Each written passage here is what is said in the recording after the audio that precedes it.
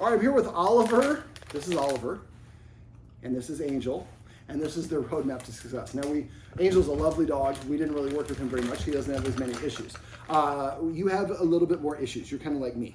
All right, so basically, one thing that I've noticed is he is a little bit of, and he's doing it right now. What is he doing? He's occupying my lap. I'm going to take that lap so nobody else can have that lap. So this could be an indication of a little bit of jealousy, and I think there's a little bit of jealousy and insecurity here, and this is the reason for some of his behavior. So is there anything wrong with him being on my lap? No, but I did not invite him to be on my lap. And so what I'd recommend is he only gets to be on your lap if you give him permission. If he gets on your lap, you're like this. If I were to stand up, I illuminate the lap, he's going to jump down. We don't want to injure our dogs, obviously, but we want to understand, yes, that he needs to ask versus telling. If he's telling, then he's kind of more assertive. He's more likely to be guarding of my lap with him or whatever it is. And so that's something we're getting into the manners lesson when we talked about for the manners lesson. We'll just talk about that now. So manners is when he's nudging me or biting at me or jumping on my lap, he's saying, go make me some chicken nuggets, kind of like we talked about earlier. And that's my finger. That's not a treat. And so if a child does that to a parent, parents usually ask, would you like to ask for that again? If the child says it in a nice, polite way, they go make them the chicken nuggets. If not, they don't get any chicken nuggets. So for him, he's used to just barking, thank you, and jumping and pawing or doing all this stuff, and he's essentially throwing a temper tantrum until he gets his way. Nothing wrong with getting a chocolate sundae, unless you're throwing a meltdown to get a chocolate sundae. Then that's the worst thing to give the child. Sit. Well, you're sitting. It's kind of a lazy sit, but I'll accept it. Remember, half of how dogs learn is not doing the thing you want and not being rewarded. A lot of us are like, oh, you're cute, I'll give you the treat anyways. No, I asked for a sit. If I ask for a sit, the only thing you do to get that treat is the sit. Now, manners, like he's doing this, sit, yes. Thank you for being a good demo dog. So if he demands I give him attention, yes.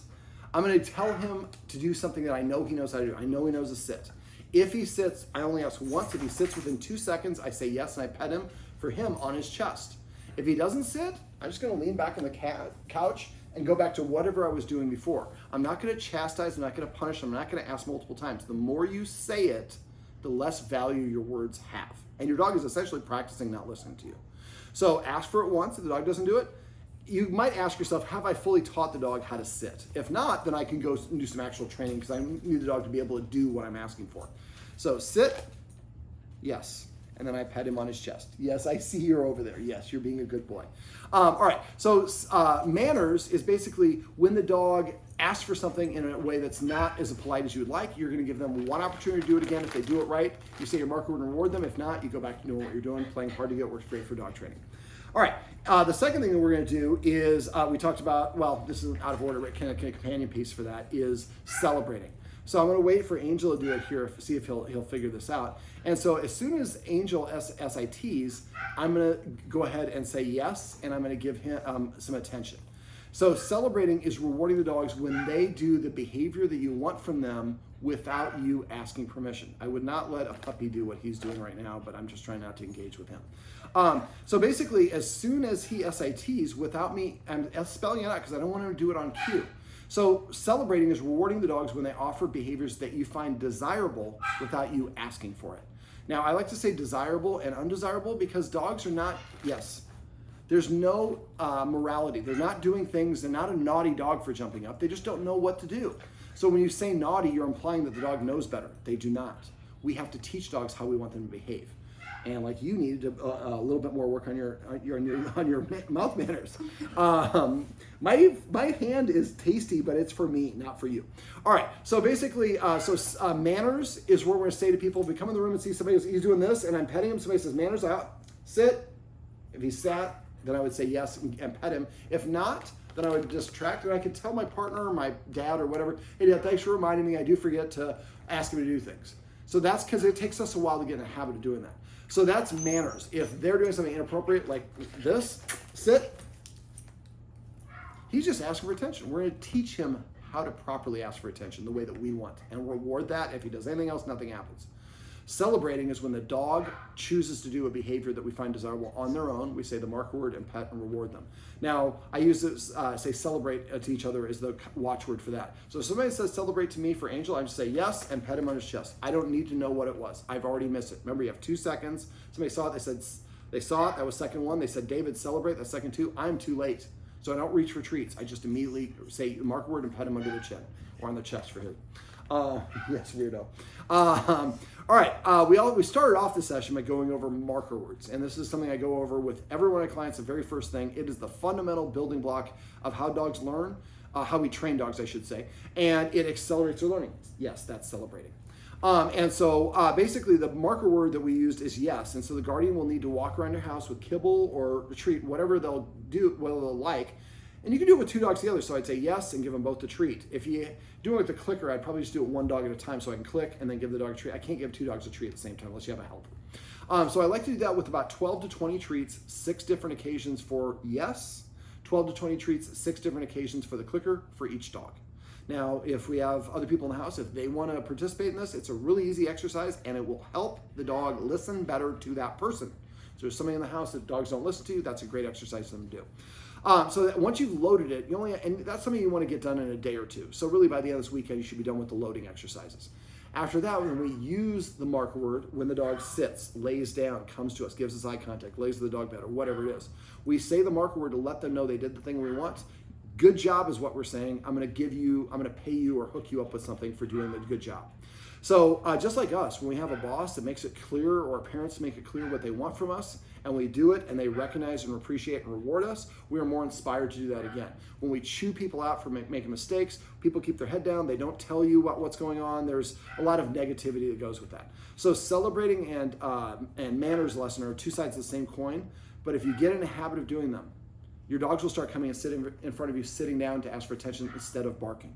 When they do, make sure you recognize and reward that. And if not, then you're going to tell them to do that, and eventually it becomes habit because you're celebrating as well.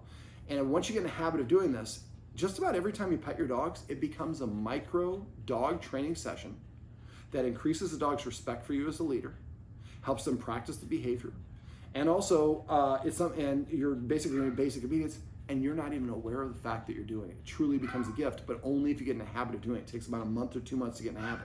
So keep on telling people manners and celebrate until you're just doing it all the time. Now, if I see that Oliver's over there is coming towards me, I might say, come. He's already coming towards me. I'm just going to say the word before the action. Now, we went over hand targeting. It didn't go as well as I normally do because Oliver's got some medical conditions, and so his guardian has to give him a lot of pills, and so a lot of those pills have a nasty flavor, and so because he needs it for his health, I think there have been times where she grabbed him. Sometimes we do that. The problem is that kind of, breaks the trust a little bit. So we went over holding a treat here, and then reaching for him, and then pulling back and releasing the treat. And then, first maybe I want to reach this far, then eventually this far, then I'm touching with 2 fingers, then I'm petting. I know, I'm sorry, I waved that cutoff signal. And so we're going to break things down to steps, and this is kind of a theme for what we did today through a lot of other things. Break it down to a small step that's achievable, have the dog practice that step over and over until it becomes habit. Then we add the second step and the third step, and we work our way up to the real world situation. Just like us, we don't learn to drive on the 405, we learn to drive in a parking lot and work our way up. Same thing for dog training. Okay, so the marker word, the hand targeting that we did, that's tinfoil. You don't want to eat that. The hand targeting is for repositioning dogs. It's also an alternative recall. If I don't have that linked up above, let me know. I can share a link on how to do hand targeting. But I'd like you to get to do that because it is a little bit of a consent exercise. And with him, when she was doing it, he was kind of stepping away or wasn't doing it, and that's an indication. Because you tricks me a couple times with these meds, I feel like I got to be on guard around you a little bit. And he clearly loves his guardian. It's not an indictment on her at all. Because some people are like, you were mad. No, it's just we all make mistakes. I make a lot of mistakes. I hire experts, and they come and tell me what mistakes I made, so I stop making those mistakes when I'm moving forward. And that's what we're doing here today. All right. Speaking of mistakes, don't forget to go to your deleted folders, deleted pictures folders, and delete your photos so that you don't run out of camera spaces, which is what happened to get. So I'm joining these 2 together. Okay, now he's on a dog bed right now, and the way that I teach dogs to go to the dog bed, I have 2 dog beds in my house. One is called Jamaica, one is called Venice. I like using fun words because dogs can read facial expressions. So to teach the dog to go to the dog bed, I would just show the dog I have a treat. I would say, let's say I'm going to call this one Beach. I say beach as I throw the treat. When the dog steps on the dog bed, I say yes, then they lick up the treat. After I've done that enough, I should be able to just say beach and point in that direction. They go there. Then after they go there, I say yes, and then I pull out a treat and give them a treat. And it's nice if you have multiple dog beds for each dog bed to have its own designation. I have a client who lives in Colorado, and they have a dog bed in their first floor is called Aspen, second floor is called Boulder, third floor is called Vale. And they can say Vale, and the dog will go 2 flights of stairs to the dog bed by itself. So that's a nice way if somebody's coming to the door and you have a dog bed over there, you say the dog bed name, the dog runs away from the door. Right now he's being silly with his dog bed, but you can't see it off camera. So we'll just say he's just being impeccable, behaved angel. Now this would be an indication to me that he probably needs a little exercise. Or it might be that he's overly tired. In this case, it's probably more overly tired because I've been here for 3 hours and he's been going. Dogs sleep a lot. They take a lot of cat naps. If your dog's awake for a long period of time, they might sometimes need you to take them in the bedroom and just let them calm. Also keep in mind for the resource guarding above, is he overly tired? Sometimes dogs get a little cranky when they're overly tired. They get a little bit guardy. So that might be a contributing factor for that. Okay, so let me see. We talked about, and hand targeting is used for repositioning your dog in an alternative recall. Then we also went over how to introduce cues. When we introduce a cue to a dog, we do it through gesture first until it's easy. I shouldn't start introducing the name until I'm 90% certain. When I say the name, I can get the dog to do the action. So I'm luring the dog into a sit. I'm going to lure the dog into sit, lure, yes, lure, yes, lure, yes, lure, yes. Now it's really easy to lure. I would say sit, lure, yes. So remember, we're not going to say the cue until we're really easy to get the dog to do it, and doing a warm-up several repetitions in a row is a great way to do that. Now, this is a perfect example of what he's doing right now. Is the other reason I like doing hand targeting is all attention is rewarding. So right now, if he's shaking his dog bed, and I say, no, don't do that, I'm giving attention for the thing we don't want. Of course, he's stopped doing it now that I have a treat in my hand. So what I was doing earlier was making a pause interrupter sound, yes. And a pause interrupter sound, the one I like to use is touch, yes. So if he's doing something I don't like, and I go, see how both of them snap to attention? So you can also do a loading exercise. Don't cough that up on me. And say, treat, treat, to make it even better. So if he's about to get in the trash or something over there that I don't like, I make the sound that causes him to look at me. I didn't give him attention. I just made a sound that he found interesting. He chose to look at me. When he looks at me, I say touch and chop my hand. He runs over. I say yes and give him a treat. Now I can give him a collagen stick, take him for a walk, do some training, close the trash, or do whatever it is. It's only temporary. But this is much better than saying no, because saying no is more likely, or his name, for him to go back into it. Making a pause interrupter sound and getting him to come away. I'm rewarding for the touch, not for getting in the trash. Okay, so we also went over importance of exercise and mental stimulation. Dogs burn a lot of energy by sniffing. Since he's not a sniffer, what I'd recommend is get that shredded Swiss cheese, go along the walk that you normally take ahead of time without him there. Just go to the section of grass, sprinkle in small handful of, not all in a lump, so he's got to work for it a little bit. At first it's more lumpy and then gradually gets more spread out. He's got to work harder. And then I go another 12 paces, put it on that side of the sidewalk, and back and forth along the walk. And basically I'm going to keep on doing that until, for the entire walk, and then I'm going to go grab him and we're going to lead him to it. Now we went over cookie in the corner, so the cue we were saying is find it and throwing a treat. So you can say, once you've done that enough in-house, when you're on a walk, you say find it and point right at the grass, he's going to go start licking it up. What we want him to do is start looking for things to sniff on walks instead of looking for the dog or the bicycle or skateboard or whatever it is that he's normally reactive to. Sniffing is a displacement behavior. It also helps them feel calm. So it's something they do when they're stressed. Also remember, some dogs will eat grass when they're overly stressed or they have an upset tummy. I'm guessing, has an upset tummy a lot, so eating the grass might be a way to do it. You might want to ask your vet if that's okay for him to do or not. I usually let dogs do it, but I'm not a vet, and I don't know if there might be an issue that might be irritable. Okay, so tug of war, fetch, yes, and then walks are a great way to burn energy. He's trying to dig for it. And so let me see, when we're playing fetch, remember to break that down into individual elements. So I pick up the ball, I tell him to sit. One time. As soon as he sits, then I say yes, and I say fetch as I throw the ball. He runs and grabs it. When he brings it back to me, I hold a treat here. He drops the ball. I say yes, put the treat in his mouth, pick it up, and repeat. So we're going to build in a little bit of a sit for him. And after a while, sit and wait half a second before I throw. Sit and wait 1 second. Sit and wait a second and a half. You're going to wait, gradually work up to maybe sitting and waiting for 2 to 4 seconds before you throw it. And he's sitting there waiting. He loves the ball. We're helping him practice impulse control. and we have a target for him. So let's do it for a short period of time and gradually longer and longer periods of time. And so that's a nice way to build in a little bit of impulse control and burn energy at the same time.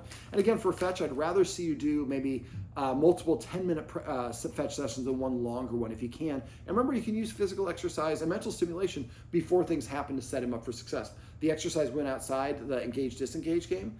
Exercising him before that, give him 10 minutes of rest, would set him up for that particular thing. Or if a guest comes over or whatever the case may be. Let me see. Yes, I know. The video above we went over for resource guarding. I'm going to kind of leave that there, but if you have questions on that one, let me know. But have some treats in that room or on you so that when it happens, you don't have to, once you get up and move around, and you reset, he might not be guarding. So you really want to be, and if you have to, have mom go grab you a bag of treats and have her throw the thing to you. She's walking by, and then you can give the treats. And mom can give the treats, but because he's lurching and coming towards, I think it'd be better if you're giving the treats so his orientation is moving away from the guarding entrance as opposed to towards it. Let's see. We also talked about the importance of mental stimulation. We went over cookie in the corner. That's when we throw the treats on the ground. Remember, eventually you leave the treats there when the dog's away, and you just come in and say, Angel, find it. And Angel goes start sniffing the ground looking for that. Google scent games. Look for 2 or 3 other scent games and just find free ones on YouTube or Google. If you want to do a course, wouldn't be bad, but you don't have to pay for it at first. Let's see if he has the aptitude for it first. And then those are things that you can do throughout the day. Remember, training and that sort of thing should be in short bursts. So maybe you do a little scent work for a minute or two. And then maybe an hour and a half later, you do fetch.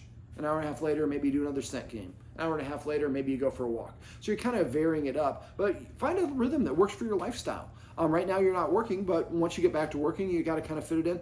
And doing short bursts and that are complementary of your lifestyle, they get in the habit of doing it. It kind of becomes a routine for you. It's just helpful across the board.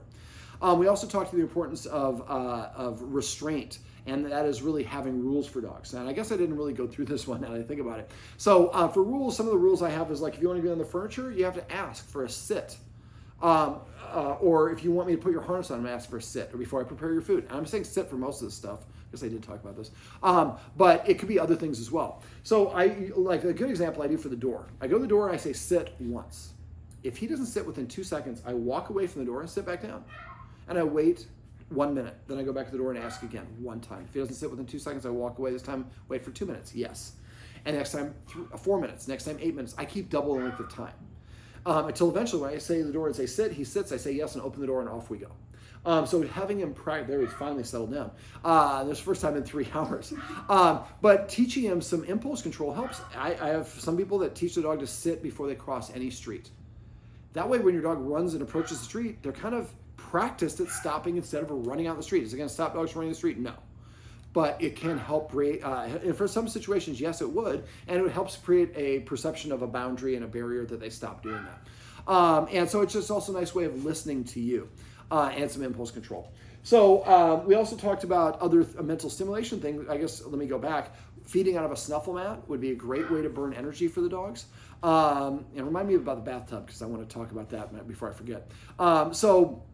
Snuffle mat, scent games, training are all great ways to use mental stimulation to train them. You might are you on Facebook? Yeah. You might want to go look for I'm sure there's DIY enrichment groups for dogs in Facebook. Find a couple of them. There's all sorts of stuff you can do. You can stuff Kongs with peanut butter, but there's all sorts of crazy stuff out there. Enrichments are just ways to keep the dogs occupied. So if you have guests come over, and you have some stuffed Kongs or puzzles or whatever, these enrichment things, there's a lot of stuff you can do at home that's free and cheap and fun. Okay, so let me see. I wanted to do over the bathtub, but there was something else I wanted to go. Yes. Yeah, I know, you're a big shaker. We went over dog consent. Thank you for reminding me. So remember, and I have a lesson for the video for this if you want to share this with any of the members of your family, but the long and short of it is dogs like being petted under here. He likes being petted on his chest, not on his chin. Most dogs do not like it when you reach on top of the head. He just gave me a cutoff signal backing away. So cutoff signals are ducking the head, ears flipping back, turning the head aside, hard eyes, sometimes all of them together. He did a little bit of looking up. What are you doing up there? They can also bare their teeth, pretty obvious cutoff signal. They can refuse to look at you or look through the side eye. They could walk away from you. And we often misinterpret that as disobedience, yes. And some dogs will freeze, especially with little dogs like a little guy. And we just misinterpret that we can pick him up, put him on his lap because we can. Doesn't mean that he wants us to do that. So if we watch for our dog's cutoff signals and we stop interacting with them or stop whatever is going on from interacting with them, they feel more secure because we're providing them with an environment where they feel secure. And so make sure you're watching for those cutoffs. And that applies for me too. Even though it's my dog, just because I'm my dog doesn't mean that my dog might be done. Something we do is a consent check. So I might like pet him here, and he seems to be liking that. And then I might go, if the dog doesn't come to I usually go like this, and I go like this. If he doesn't come and put himself on it, you say, you got all my scratches, I'm good. That's fine too. So the more we respect our dog's cutoff signals, the less they need to nip other people. And I've had people that the dog nips them or stays away from them a little bit. And once the guardian stopped kind of petting on top of the head, it was amazing. He started getting a little bit closer and closer. And so just like us, we like it when people are listening to us. Now, let me see. We went over the touching. For the treats, remember to for the pills, get about 4 or 5, and I would just get him in a habit first of just tossing cheese or whatever it is. So you're tossing 5 in a row in pretty quick succession, and then that way, if you have to give him his meds, maybe you put the pill in the 2nd, 3rd, or 4th treat, and you toss 1, 2, 3, 4, 5. Where was the treat? I don't know. I'm eating them so fast because the next one, I'm anticipating the next one coming. So don't throw it and wait a while because that gives them a chance to chew it up and sample. We want them just throw, swallow, throw, swallow. And you can also, after giving him this pill, give him a better treat. So he's limited on the treats that I can give him, but maybe you find a treat that is a really high value treat. He only gets that one after he gets this pill or something difficult, so you have a little bit of motivation for him. All right, bathtub. What we did for the bathtub is we didn't achieve everything because I just kind of went over it, but I just wanted to kind of draw it down here. So the first stage is just get him go in the bathroom. Now, if you're in the bathroom, he might be less likely to go in there. So he might stay in the hallway, touch his nose with a treat, and I would come up with a word that means, you could just say bathroom. Bathroom, throw it in there. Let's call it spa. Spa, throw it in there. He goes in there, yes, and then he licks up the treat and he runs out. And then we want to keep on doing that until he runs in there and kind of lingers and sniffs around. Now, if he won't go all the way in there, I might leave a treat trail. And then if he goes only halfway on the treat trail, then I would go to where the treats he didn't do and double those up. And then put the single back outside. And then if he goes to the same one, then I might do 3. So gradually you get 1 treat, 2 treat, 3 treat. Gradually it gets bigger and bigger. So the closer he gets to the dangerous or the scary thing, the bigger the reward becomes. So you want to get to the point where he'll just go all the way in the kitchen, in the bathroom. And if you have to, break it down by you being outside, throwing the treats in. And eventually you can do it where you're inside. Invite him in, he comes in, gets a treat, and probably runs right out because he doesn't want you to give him that bath. Unfortunately, he needs a bath on a regular basis. And so it's a negative thing for him, and we want to change that positive emotional response. So just try to practice that twice a day, and you can use his kibble for that. I would use his kibble, put the other dogs away, and just make that part of the deal is I get a quarter of my kibble every day by just running in the bathroom.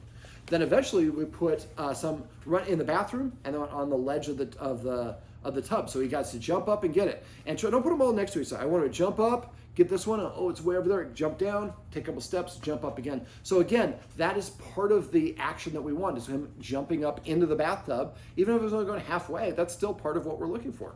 So I'll work on that until it's easy for him to jump up and lick up the treat and go down. And he might have 5 or 6 treats along the line side of the tub.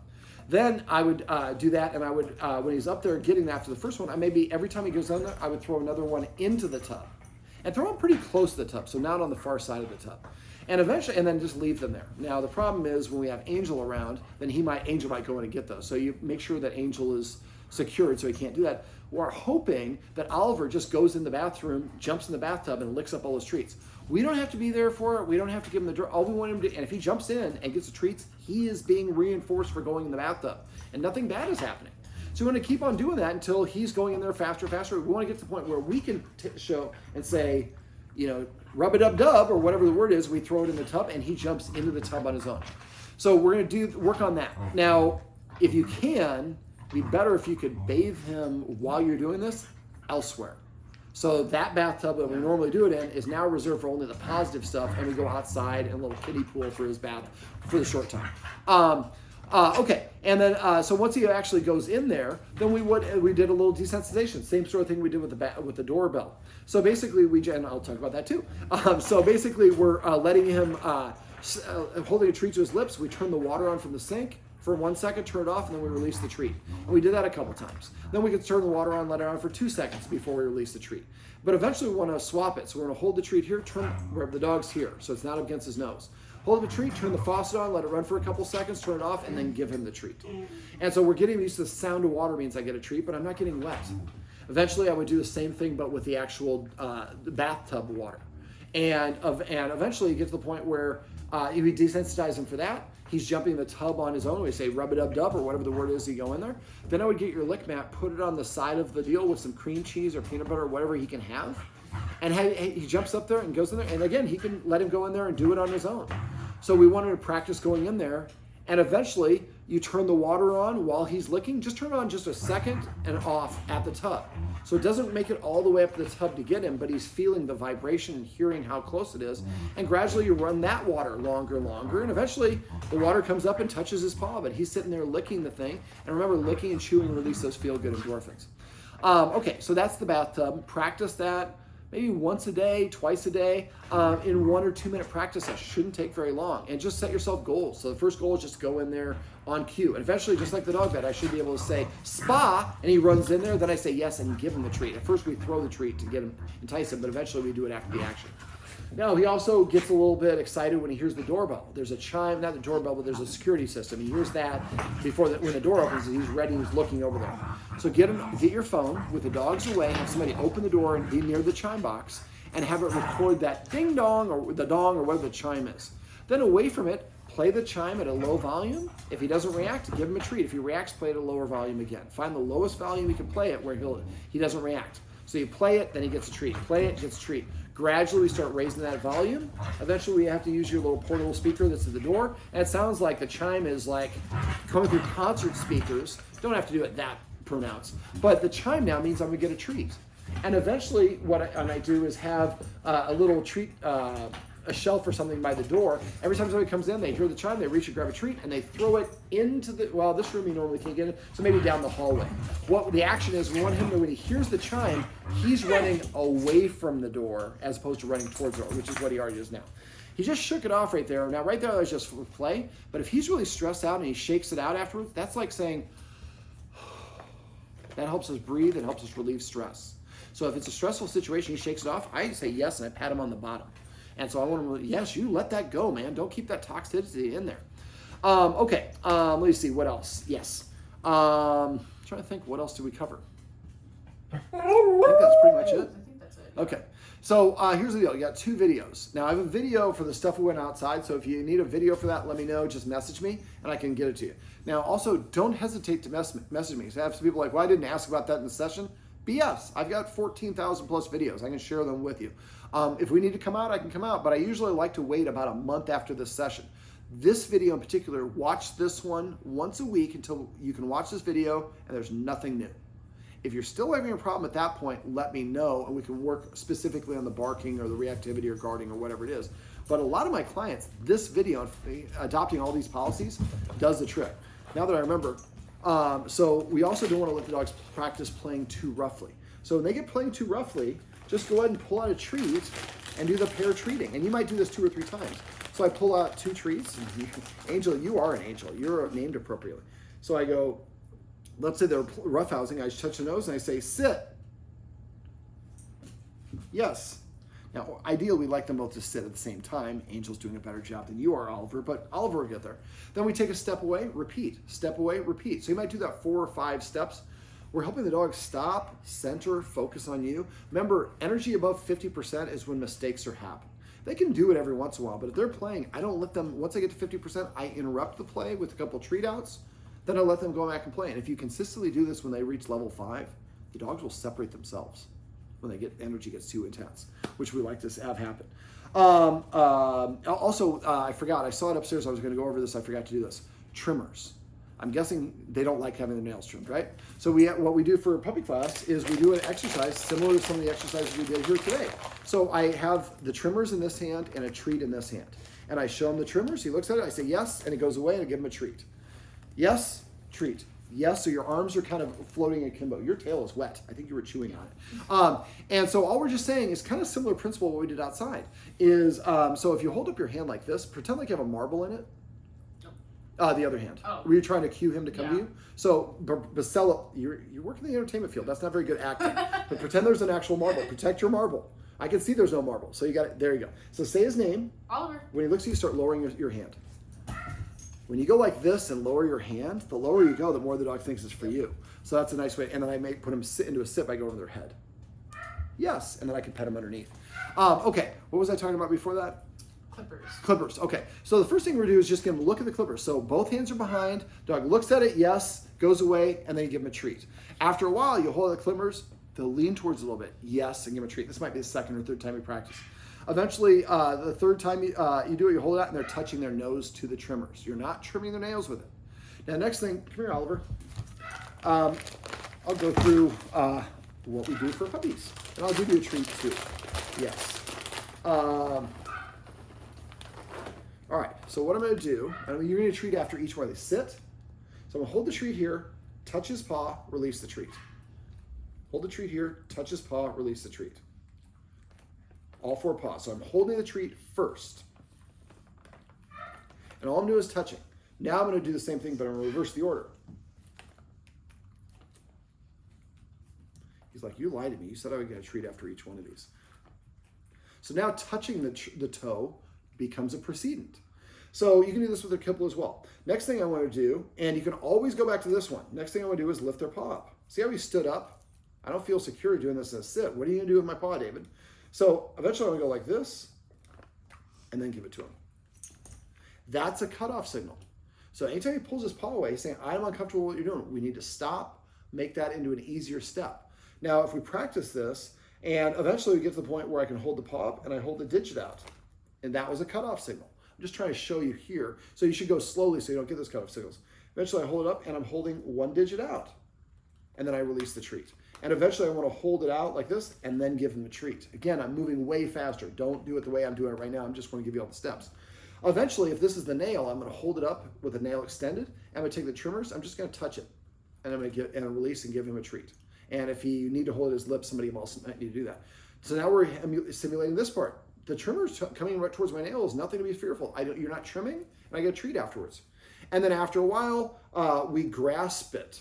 That's an unusual feeling. Don't cut, just grasp, then give a treat. And you get one too. And eventually when you go to snip just the barest end of it. Now, like a Dalmatian, he has, where his fur is white, you see translucent nails. Where it's black, you don't see the nail.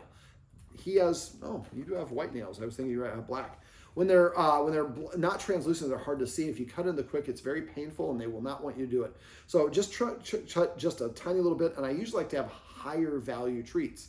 So maybe some actual warm duck or venison or whatever it is. So the temperature for dogs for food is more important than the taste. So now I trim just a little bit and then he gets the tastiest bit of a treat. And then you eventually do it with all the paws. Eventually, we do this in our puppy class. Our puppies are just chill. They'll like fall asleep while you're trimming their nails. But most of us, we hold the dog down and we trim their nails because we have to trim their nails. We make it a traumatic experience. So that's a nice way to do that as well. Yes, that's a good way to end things with a nice celebration. All right, well, this is my buddy Oliver, and this is my buddy Angel, and this is their roadmap to success. Remember, everything you do trains your dog, only sometimes you mean it.